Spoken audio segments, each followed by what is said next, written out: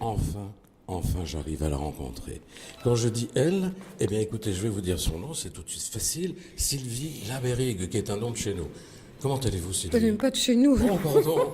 Oh, zut, je me suis trompé. Puis je suis une femme mariée, donc de toute façon, j'ai le nom de mon Vous mari. avez bien raison. Ne fuyez pas le micro parce que ça va être difficile. D'accord. Alors, dites-moi, non, vous n'êtes pas commissaire de l'exposition. Non, je suis membre du directoire et du parcours de l'art. Du parcours de l'art, et je fais partie du comité de sélection, donc qui a sélectionné cette 24e année. Alors, ce qui veut dire que tout simplement, vous commencez peut-être au mois de janvier et vous finissez au mois de septembre? Non, on reçoit les premiers dossiers des artistes en janvier. Il y a un appel à candidature. Cette année, on a reçu 370 dossiers, plus que l'année dernière, et dont on a fait le choix de 33 artistes qui sont exposés aujourd'hui dans 14 lieux. 14 dont les musées, et c'est formidable parce que les artistes qui exposent dans les musées, les sculpteurs, vont même avoir leurs œuvres prolongées en visibilité jusqu'au 15 janvier. Écoutez, c'est extraordinaire.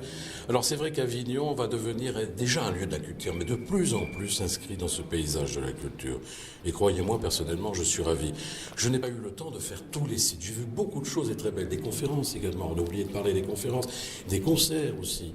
Et puis on recommence exactement samedi soir, le 13, pour la nocturne, où il y aura donc un spectacle de ballet, enfin un danseur, c'est pas, les ballets c'était la dernière fois. Il y aura donc un danseur.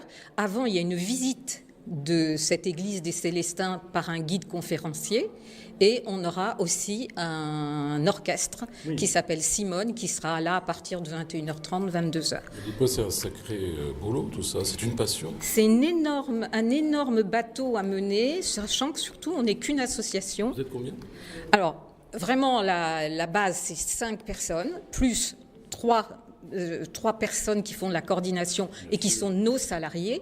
Et puis autrement, c'est assez fluctuatif, c'est entre 30 et 50 bénévoles. Selon les moments. Voilà. Alors je vous pose une petite question. Ces artistes, c'est vous qui allez les chercher, ils viennent à vous? Non, ils viennent à vous. Ça, c'est la réputation du parcours. Voilà, c'est maintenant la renommée du parcours, le niveau d'exigence du parcours qui fait que chaque année, on a des artistes qui grimpent en gamme. C'est ça que je voulais vous demander. Oui.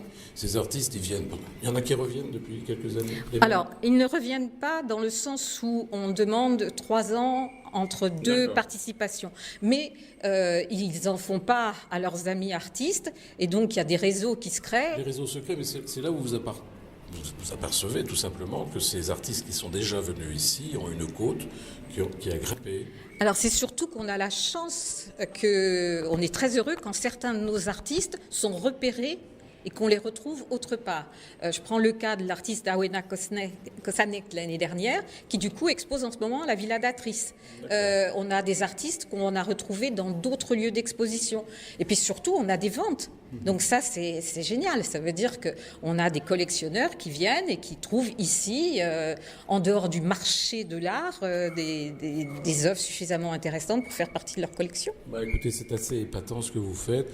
J'invite encore tous nos auditeurs à venir à Avignon, s'ils y sont, qu'ils continuent d'y être, mais surtout qu'ils visitent ces 14 stations un petit peu. Non, c'est pas pour le Christ que je dis ça. Les 14 endroits où ils peuvent visiter ces droits absolument admirables. En plus, ce sont dans des lieux absolument inouïs, des lieux chargés d'histoire pour la plupart, et qui sont tellement beaux. Voilà, écoutez, j'ai déjà pris plein de photos la dernière fois, mais là, j'ai très envie de vous prendre également en photo. Ça, c'est pour la radio. Voilà, merci en tous les cas à vous de m'avoir répondu, et puis à tous nos auditeurs d'être à l'écoute de Friendly Radio et de Tête d'Art Média. Merci, à très bientôt, au revoir.